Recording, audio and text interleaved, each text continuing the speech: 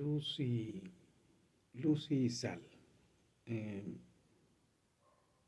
bueno, espero que te sea útil el comentario. Es en algo que cuando lees a Lucas es marcada la palabra salvo. Cuando Jesús hace sus dunamis, sus milagros o sus señales o sus dinamitas, es muy, o sea, muy puntual. Cuando Jesús dice que se hace el dunami, es decir, la señal, Él no dice mira o camina o... No, Él dice sé salvo, sé salvo, sé salvo, sé salvo. Incluso voy a grabar otro video donde voy a hablar de que Jesús está hablando de aparentemente de comida, de la bondad del Padre para darnos todo. Y Él no habla de comida cuando habla ya de lo que nos da el Padre. Él habla del Espíritu Santo. Pero ahorita déjame centrarme en salvar, en la salvación. Eh, para entender esto hay que estar en Cristo. Y si no, bueno, déjame explicarlo aunque no seas cristiano. Creo que a todos nos queda claro que salvarse es evitar morir. Punto. Es decir, si estás ahogándote y alguien te tira un salvavidas, pues eres salvo porque te tiraron el salvavidas. Si alguien te ofrece un paracaídas en tu viaje en un avión y se cae o se desploma el avión y te abre la puerta de emergencia, pues usas el paracaídas y no te matas. Bueno, Jesús es ese paracaídas. Jesús es esa protección que va a evitar que cuando despiertes después de morir, despiertes en el lugar equivocado por las razones que tú creíste que no eran las equivocadas. Y, y estés consumido en el infierno, ¿no? O sea, eso es ser salvo, o sea, no tiene vuelta. A Jesús no le importaba venir a quitar cojera o ceguera o enfermedad o hambre, pero era parte de los dunami, de las señales, de las cosas que hacían que viéramos al Padre. Lo marca más en Juan que en Lucas, pero en Lucas recuerda que es un historiador. Es que iba a decir historiógrafo, pero no, es un historiador narrando una historia. Y de repente tú te puedes dar cuenta en los evangelios que es eso, es narrativa, o sea, es aquí están los hechos, se acabó, no me interesa ni sobre excitarlos, ni sobre dramatizarlos, ni nada de eso que ahora escuchas en las iglesias. Entonces, no, la narrativa es ser salvo. Y ser salvo significa estar en Jesús, porque Él es el único que va a cumplir con las condiciones que tú necesitas para un contrato de salvación. No tiene vuelta. Ninguna religión, ninguna, y búscalas, no hay ninguna que te ofrezca que un Dios vino a la tierra, totalmente Dios, eh, totalmente hombre, pero la humanación de Él fue sin el ADN del pecado porque fue facturado por el Espíritu Santo. Es decir, no estuvo el espermatozoide del hombre en la fundación de sus miembros, por eso su ADN no tenía pecado. Era un cuerpo virginal, por decirlo de alguna manera. Era el cuerpo adámico. Era el representante federal adámico II, el primer representante adámico que fue Adán, el primer representante humano. Nos fastidió a todos porque eh, escuchó a su esposa y comió del fruto y nos fastidió a todos. Hasta que él comió de ese fruto es que se reventó toda la creación, se vino la maldición y estamos donde estamos.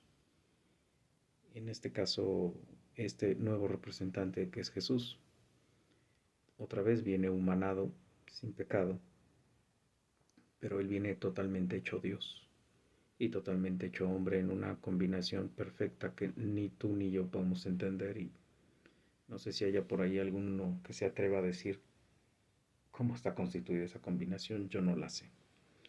El balance es perfecto. Él retrae su condición de Dios, se deja guiar por el Espíritu Santo para mostrarnos a ti y a mí qué es vivir en el Espíritu Santo. El Espíritu Santo lo revela cosas y el Espíritu Santo lo hace crecer en sabiduría y en conocimiento y en ciencia y demás. El Espíritu Santo le dice quién es Él, en qué momentos tenía que saber quién era Él, cuál era su misión, cuál era su final, cuál era su principio, cuál era su glorificación, etcétera, etcétera. No le revela cosas que no le quiere revelar, y Él en su humanidad, cuando Él se llama Hijo de Hombre, decide no preguntarle a su parte deidad, por decirlo de alguna manera. Nunca le preguntó a su deidad. Él se presentó como un hombre pecador, regido por el Espíritu Santo, viviendo como pecador, siendo tratado como pecador desde su nacimiento. Él vive en humillación, y al final es hecho pecado. Es decir, ahí sí hay un momento en el que su deidad es ensuciada con nuestro pecado, con el de millones de personas que seamos salvos. Y él pasa por este proceso. Su padre lo ve, se asquea, le voltea la espalda, le avienta toda su ira, como estaba ya predestinado desde antes de la fundación del mundo. Eh, Pasa por esa ira en 3 horas. Después termina esa ira, y después de terminar esa ira, él es resucitado, o resucita, recupera su vida que él mismo entregó. El Padre se la devuelve porque a él se la dejó. Y al recuperarle su vida le dice: acabaste con el pecado de todos los que son mis redimidos y son salvos. Por eso, porque tú hiciste la representación adámica como Dios, como hombre, cumpliste con las condiciones que estaban pactadas. No sé cómo pudo soportar toda la ira de todas las asquerosidades que hacemos todos los humanos todos los días, que somos sus hijos. Cómo es que eso él condensó en 3 horas miles de años de maldiciones y de asquerosidades que hacemos nosotros todos los días contra Dios. Y, y Él te hace salvo. O sea, eso es estar salvado. Porque cuando tú aceptas que Jesús es tu Señor, tu Salvador, que eres una persona pecadora, no importa en dónde estés involucrado, no importa a la organización social a la que pertenezcas, no importa las cosas buenas que hagas, no importa nada de eso, sino no eres alguien que honra y gloria a Dios 24/7, no tienes derecho a llamarte eh,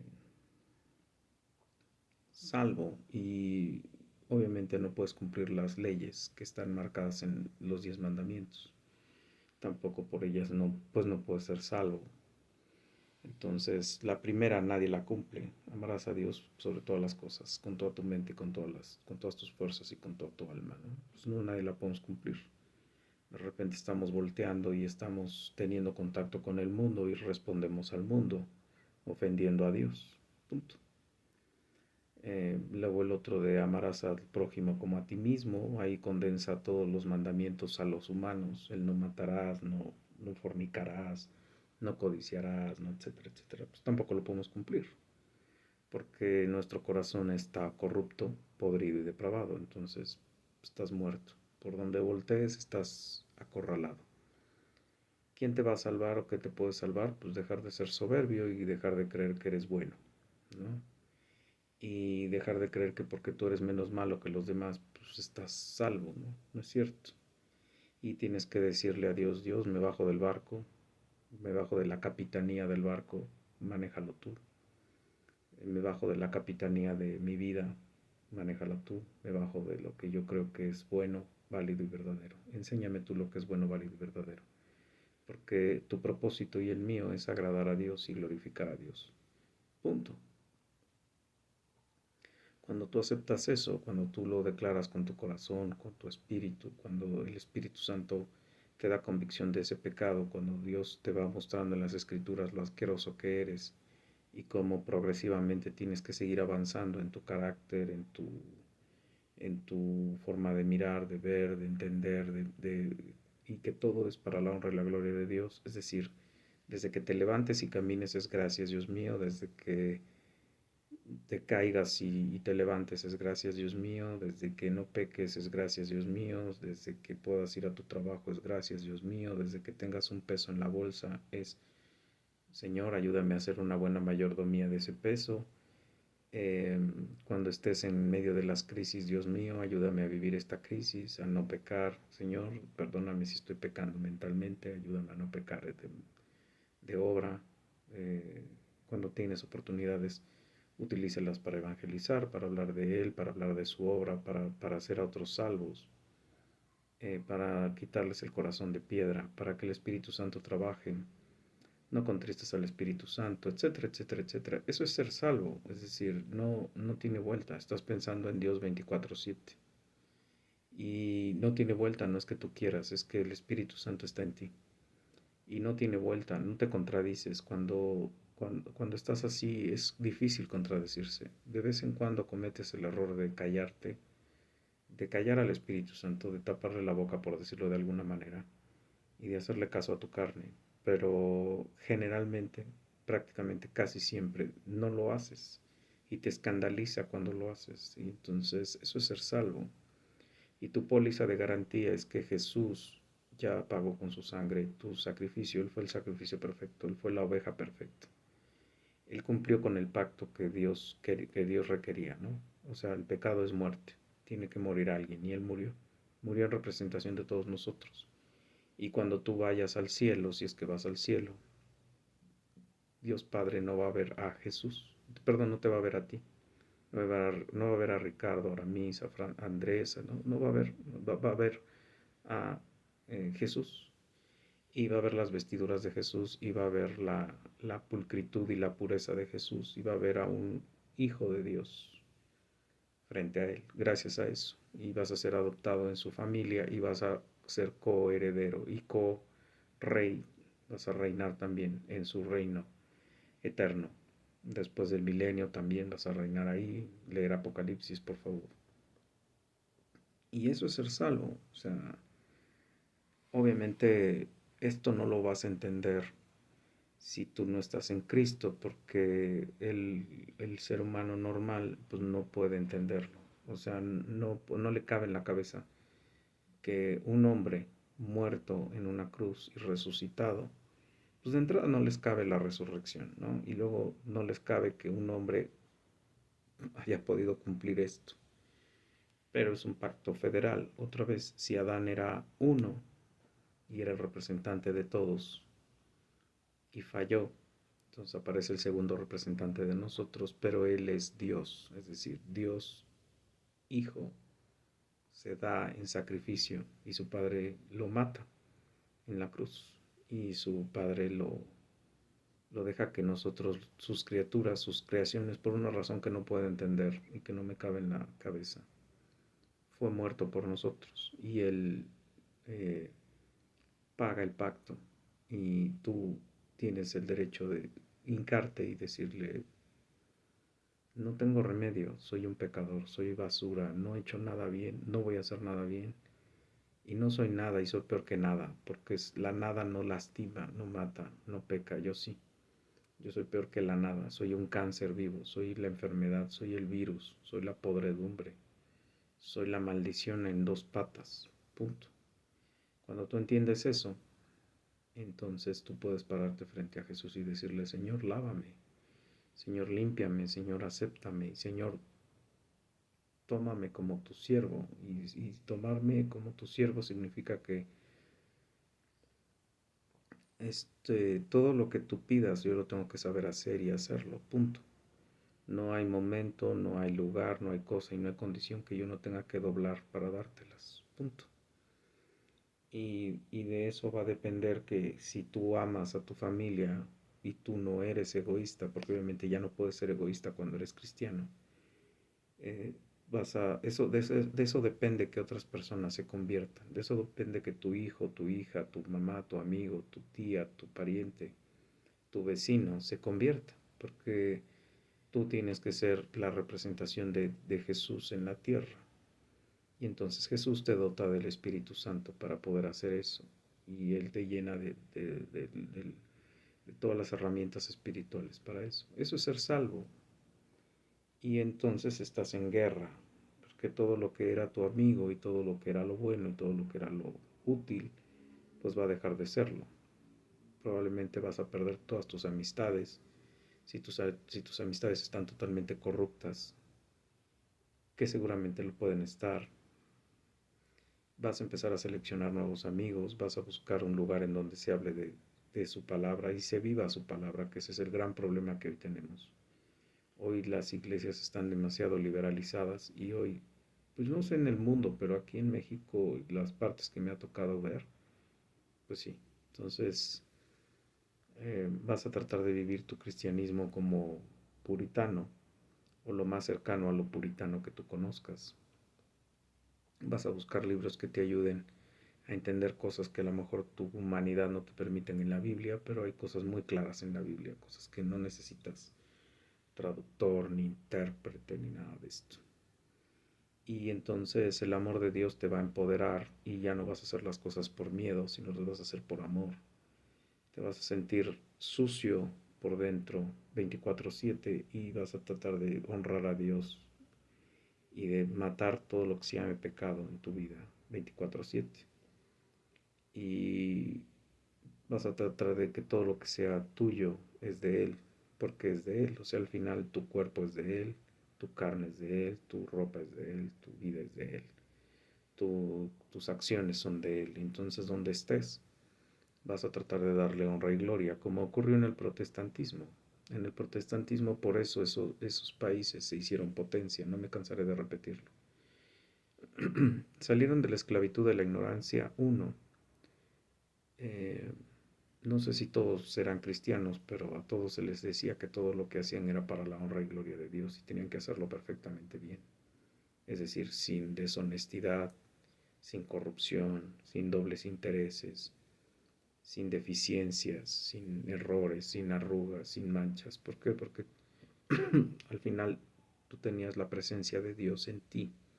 Tú eres el tabernáculo de Dios. Ese es otro de los privilegios y responsabilidades de ser cristiano. En ti mora Cristo, en ti mora Dios, en ti vive Dios.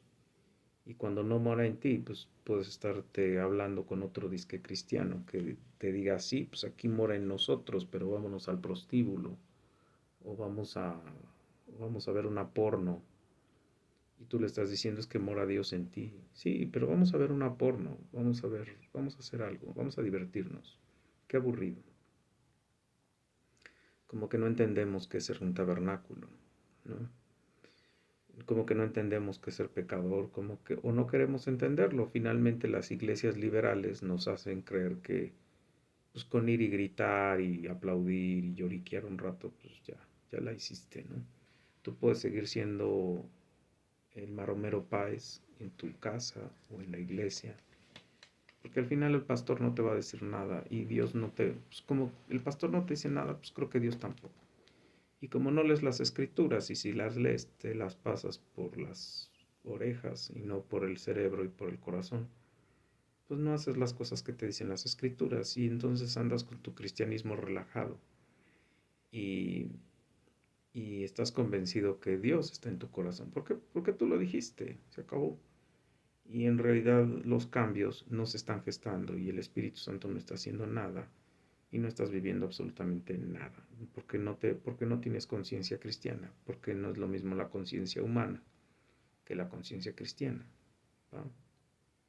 Entonces ser salvo, más o menos para condensarlo un poquito y sin meterle muchos conceptos teológicos. Y yo te quería citar dos momentos en los que Lucas presenta la salvación. Y, y curiosamente no se está hablando de la salvación, ni siquiera es el propósito de, pero otra vez, Jesús no vino a quitar hambres, no vino a hacer un mundo más bonito, mejor, sin maldición y demás. Vino a salvar, punto. Y no vino a salvar a todos, vino a salvar a sus predestinados, ¿no? Que eso ya sería, pues, parte de la teología como que un poquito más compleja, pero que ahí está también en las escrituras, no tiene lío. Los que antes él predestinó, y antes él santificó, y antes él glorificó. O sea que no tiene vuelta, no es que uno quiera decir algo que no está en las escrituras, eso es lo molesto. Cuando vas a una iglesia en donde te inventan un evangelio que encaja con lo que ellos dicen y tú lees otra cosa. Y es difícil ya sentarse a escuchar un sermón entonces de esas personas, porque prácticamente estás diciendo sí, pero no. Bueno, déjame citarte esta parte porque parece como telenovela esta parte de la Biblia. Bueno, hay muchas partes así, ¿no? Pero esta es muy divertida porque pasan cosas muy dramáticas, ¿no? O sea, tú llegas con Jesús, le dices, oye, salva a mi hija, mira, le está pasando esto, está pasando aquello. Físicamente, o sea, tú estás como en la iglesia romana, peleando por cosas físicas, porque eso es la iglesia romana y muchas iglesias cristianas también. No estamos viendo que no nos duela la rodilla, que no nos duela el cuerpo, que no nos duela la cabeza, que no nos enfermemos, que no salgamos del hospital, que nos curemos de todo. Y pues después, pues cuál honra, cuál gloria de Dios, ¿no? Seguimos haciendo la misma estupidez. Pero este cuate llega y le dice, salva a mi hija, ¿no? Y todo se atraviesa para que la hija no se salve. Y empezamos con el problema de la paciencia y de la fe y del amor y de todas estas cosas, ¿no? ¿Qué amas más, a Dios o tus circunstancias? ¿Qué amas más, a Dios o al mundo? ¿Qué amas más, a Dios o tu sufrimiento? ¿Qué amas más, a Dios o el sufrimiento ajeno? Porque incluso habemos quienes pedimos por el sufrimiento ajeno. Lo he dicho en 20 videos y lo voy a volver a repetir hasta que no cese de oírlo, y creo que eso va a ser cuando yo me muera. Tú puedes venir aquí y quedarte una semana y puedes pasar horas y días oyendo sufrir animales y familiares, hijos y madre y todo ese rollo. Y pides por eso, o sea, pides porque te duele que les duela, ¿no? Y Dios parece que se pone unos tapones en los oídos y no le interesa. Y entonces empiezas a renegar, y empiezas a quejarte, y empiezas a pedir que mejor te mate, y demás, y demás, y demás. Entonces empieza a pecar. Entonces aquí hay que hablar de paciencia, aquí hay que hablar del fruto del Espíritu. Paz, paciencia, benignidad, longanimidad, etcétera, etcétera, etcétera, ¿no? Y que otra vez no sé cómo funcione y cuándo te toca a ti y cuándo le toca a él, pero tú tienes que poner de tu parte también. Entonces, permíteme citártelo como lo tiene Reina Valera, porque además te ponen el subtítulo así como para que te predispongas a, que a mí casi no me gusta eso porque pues si ya lo leí, pues ya no tiene caso cuando lees el subtítulo, bueno, pues ya me lo sé. Me gusta más cuando lo leo en esta Biblia que tengo en internet, que no tiene ni subtítulo ni nada, y vas leyendo y ni siquiera hay letras rojas, ¿no? Ni siquiera sabes cuándo lo está diciendo Jesús y lo vas descubriendo, ¿no? Otra vez lo vuelves a descubrir. De hecho, en esta parte hay una, perdón, hay una promesa. Y cuando yo oí esa promesa, yo dije, mi hija, oré y le pedí a Dios que la salve, ¿no? Probablemente lo he leído muchas veces, pero en ese momento me hizo el ruido que yo necesitaba que me hiciera ruido, porque pues mi hija está alejada de Dios y no están las circunstancias como para que mi hija se acerque a Dios. Permíteme citártelo completito. Dice, la hija de Jairo y la mujer que tocó el manto de Jesús. O sea, ahí está lo que se te atraviesa, ¿no? Cuando volvió Jesús le recibió, perdón, cuando volvió Jesús, Le recibió la multitud con gozo, porque todos le esperaban. Entonces vino un varón llamado Jairo, que era principal de la sinagoga, y postrándose a los pies de Jesús le rogaba que entrase a su casa. Jairo, principal de sinagogas, o sea, de los que después pidieron su cabeza, ¿no? No sé si él también, pero pidieron su cabeza. Espero que no, porque parece que fue converso. Porque tenía una hija única, como de 12 años. ¿Ves la analogía? Mi hija tiene 11 años y es mi única hija. Y esa es la única hija que voy a tener, salvo que la vasectomía, dice, dicen por ahí, Dios haga el milagro, ¿no? Porque tenía una hija única, como de 12 años, que estaba muriendo. Mi hija está muriendo, o está muerta en delitos y pecados. ¿Me entiendes la analogía? Ok. Y ahorita te voy a decir por qué lo que le importa a Dios es el alma y no es el cuerpo. Perdón, ya empezaron.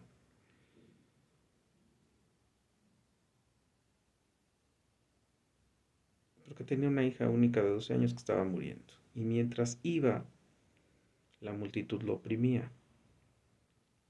Pero una mujer que padecía de flujo de sangre y desde hacía 12 años que había gastado en médicos todo cuanto tenía, pero ninguno le había podido ser curada. Conste que el que está escribiendo es un médico. Y se le acercó por detrás y le tocó el borde de su manto.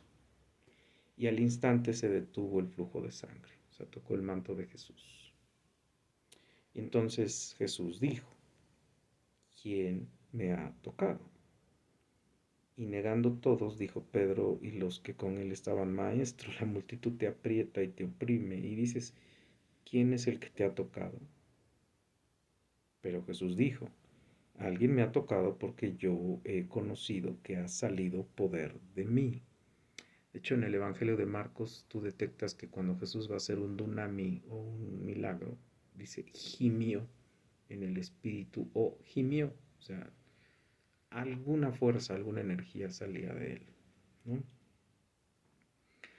Entonces dice, entonces, cuando la mujer vio que no había quedado oculta, vino temblando, cosa que deberíamos hacer más seguido, y postrándose a sus pies, le declaró delante de todo el pueblo por qué causa le había tocado y cómo al instante había sido sanada.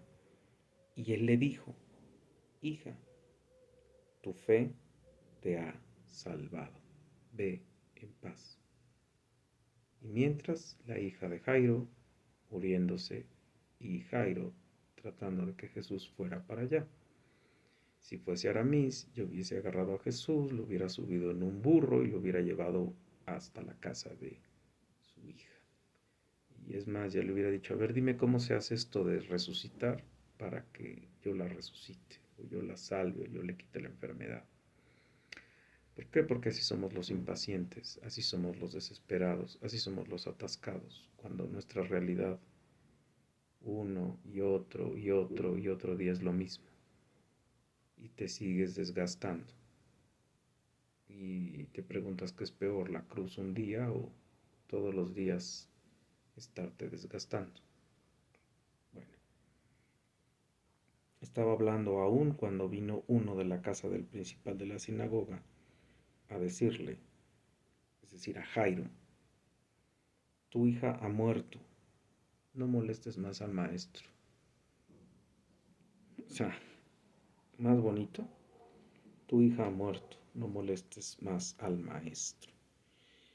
Oyéndolo Jesús les respondió, y ahí va la parte donde cuando yo lo leí, conste, no lo leí en rojo, no lo leí en las letras normales, pero cuando yo lo leí, te das cuenta que te pega dentro de la cabeza y te quiebras por dentro, porque de verdad lo escuchas como para ti. Escucha. Oyendo Jesús les respondió, no temas, cree solamente y serás salva. No temas, cree solamente y serás salva.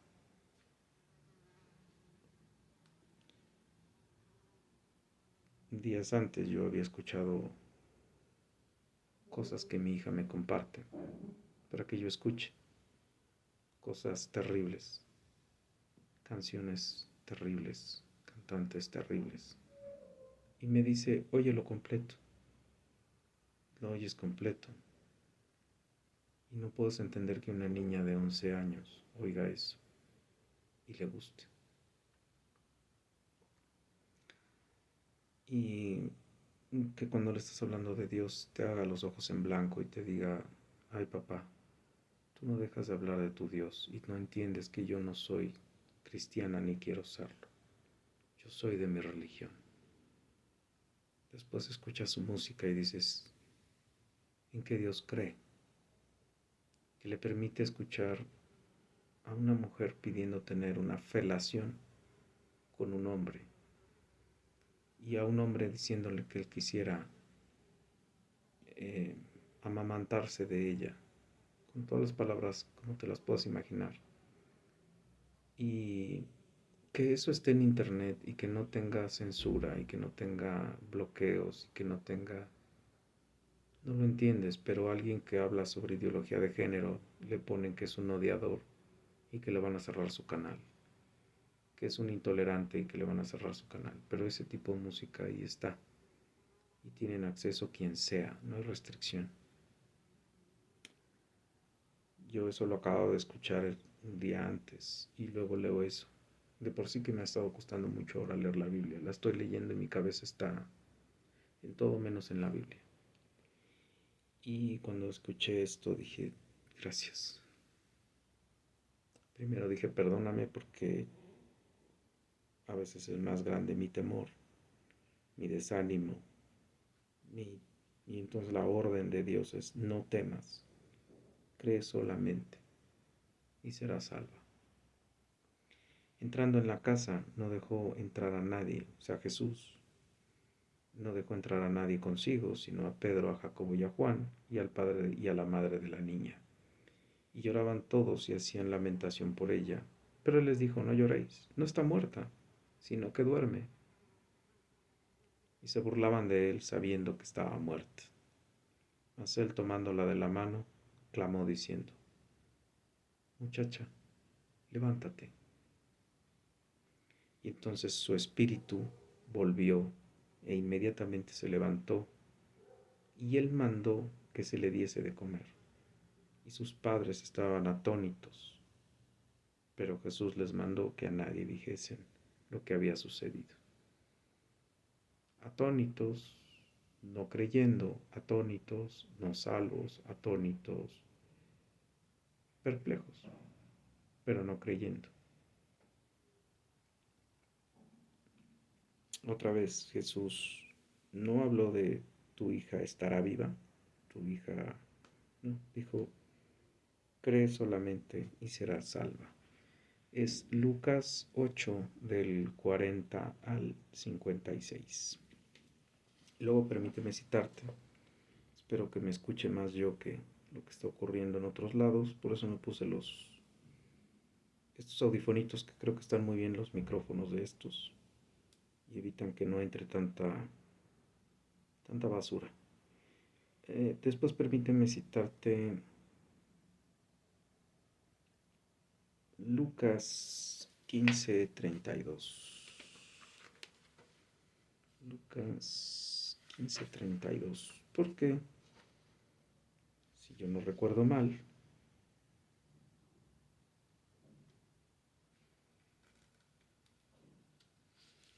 aquí se vuelve a hablar de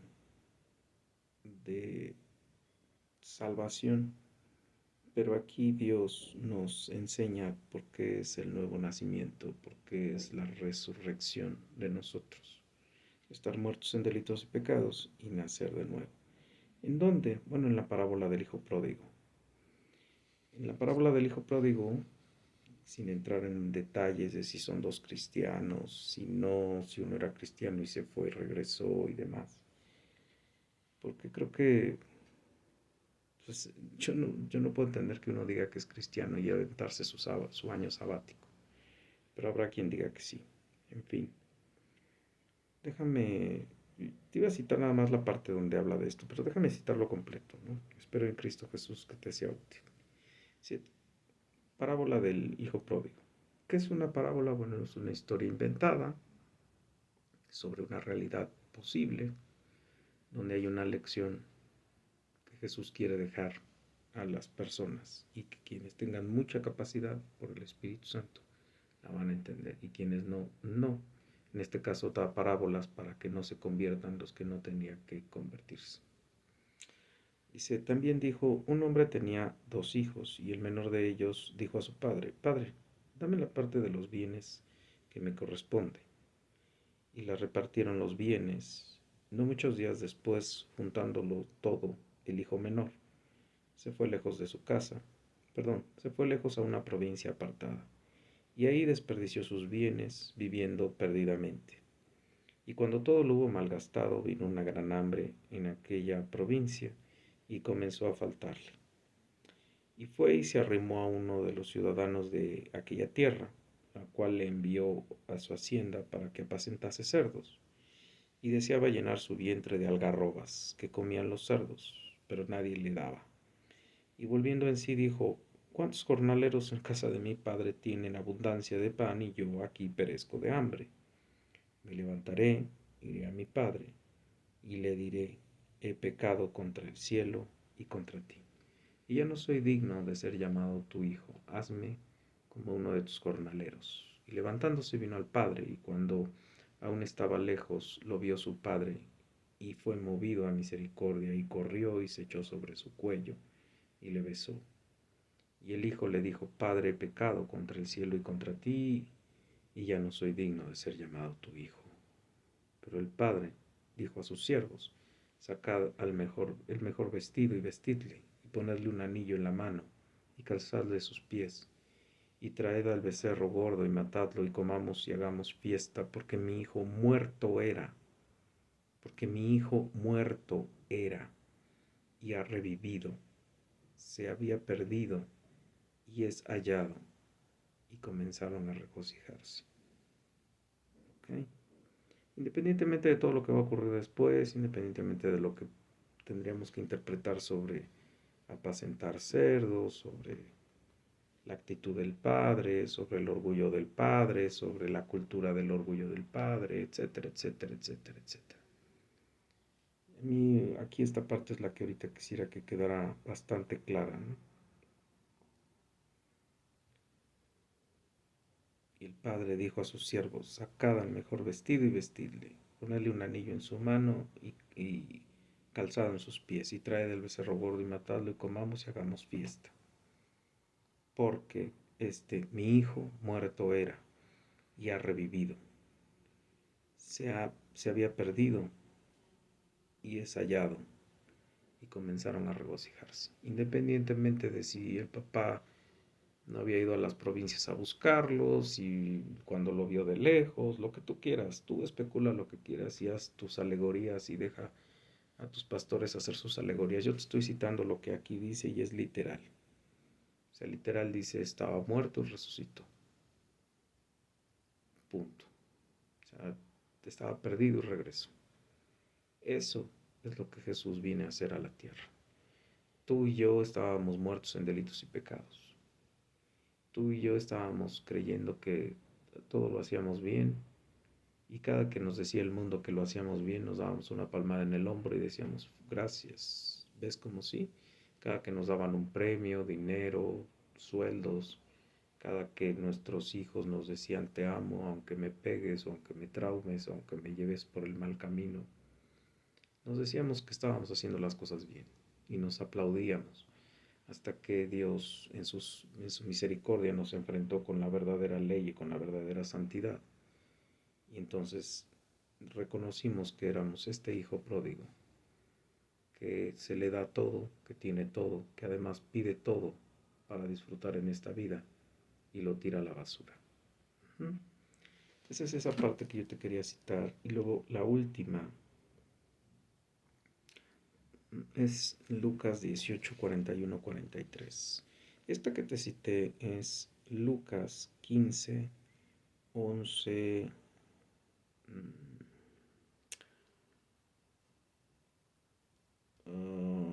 11:24, perdón. Y 18, dame 2 segundos. 18, 18,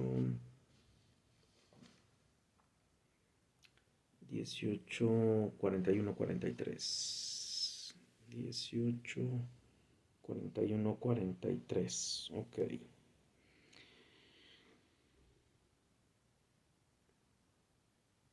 Bueno, mejor te la cito desde 18:35 hasta el 43. Ok, es muy hermosa. Bueno, de hecho para mí la Biblia es muy hermosa. Pero déjame citarte esta parte como está completa para que te entusiasmes si es que tienes este gozo por esto que te voy a leer. Un ciego de Jericó recibe la vista. Y otra vez, Jesús no viene a quitar enfermedades ni a quitar dolencias físicas, viene a salvar. Voy otra vez. Aconteció que, acercándose Jesús a Jericó, un ciego estaba sentado junto al camino mendigando, y al oír a la multitud que pasaba preguntó qué era aquello, y le dijeron que pasaba Jesús Nazareno.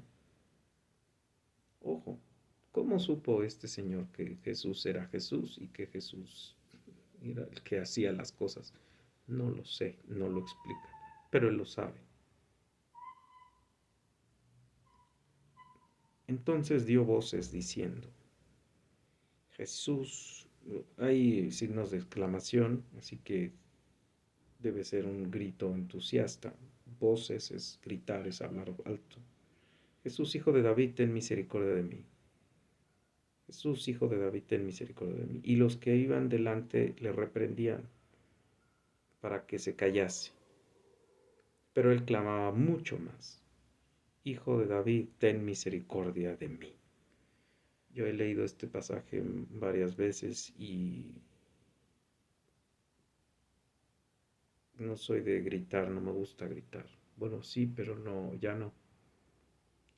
Y yo sí grito en mi corazón, Hijo de David, ten misericordia de mí, porque todos los días la necesito. Todos los días tengo cegueras, todos los días tengo estupidez, todos los días tengo necedad. Todos los días tengo cosas que yo quisiera que fueran diferentes, como el llanto de ese animal. En fin. Jesús entonces, deteniéndose, mandó a traer a su presencia, y cuando llegó le preguntó, diciendo, ¿qué quieres que te haga? Y él le dijo, Señor, que reciba la vista. Jesús le dijo, recíbela, tu fe te ha salvado. Otra vez, recíbela, tu fe te ha salvado. Salvación, la salvación te da vista, ojos, ojos espirituales. Y no estoy haciendo alegorías que no coinciden con esto. O sea, perdón, no coincide no estoy jugando al que quiero atorar algo en donde no cabe, porque eso se me hace absurdo. Cada que lo oigo me revuelve el estómago cuando la gente hace eso. Jesús le dijo, recíbela, tu fe te ha salvado. Cuando tú tienes vista, cuando Dios te da vista, cuando Dios te da oídos, oyes y ves diferente, totalmente diferente. De entrada solo quieres oír esto, porque si no, tu podredumbre empieza a hablar y tu podredumbre te aleja de Dios. Tu podredumbre empieza a pedir cosas y tu podredumbre no pide cosas buenas. Ten misericordia de mí, Hijo de David, ten misericordia de mí. Y sabía muy bien quién era Jesús, porque Jesús era hijo de David y David era un rey. Y, no, y ojo, estás hablando de una Jerusalén y de un Jericó y de unos pueblos en donde ya no había ni linajes ni poderío que no viniera de Roma y que ni siquiera ya pertenecían a los judíos. Y si los judíos tenían algún poder era cuando eran publicanos, y el publicano era no otra cosa que cobrador de impuestos de los romanos, y se hacía de dinero de ahí, que después va a venir por ahí la historia de saqueo y otras cuestiones. Pero, o sea, esta parte es, o sea, a Jesús no lo podías reconocer ni como rey, era un hijo de un carpintero de Galilea, ¿no? Incluso muchos lo dicen así, bueno, ¿y este qué? ¿Qué no es este el hijo de María? Este no es el que tiene a sus hermanos y no los conocemos hermanos y hermanas. No es el hijo de José, o sea, ¿este qué? O sea, ¿qué viene a decir que viene a salvar y que es el Dios encarnado y que él es la vid y él es la vid y él es la salvación y él es no, o sea, no les cuadraba, ¿no? El rey de reyes y señor de señores, no cuadraba un salvador que no tuviera nada con qué, con qué credencial presentarse como el Todopoderoso. ¿Por qué? Porque la imaginación del hombre pues obviamente tenía que venir de un rey, tenía que venir con poder, tenía que venir con caballos, con fuerzas militares, con todo un proceso diferente, pero como él mismo lo explica, para poder nacer de nuevo tienes que morir primero.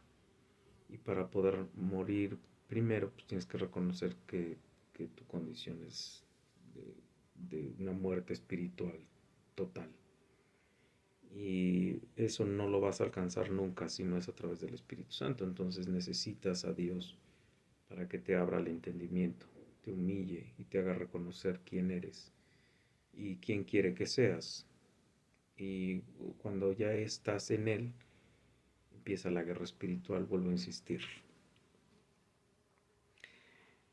Pues espero que te sea útil, espero que cuando escuchemos las señales de Jesús, sus milagros, no queramos esos milagros, queramos el milagro más grande del mundo, que es ser salvo.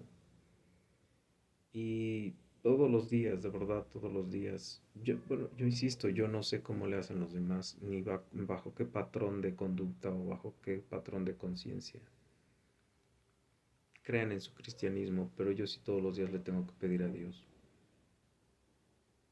confírmame mi salvación,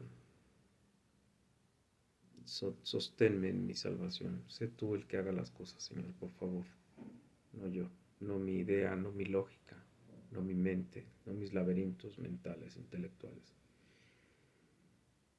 Espero que te sea útil, luz y sal.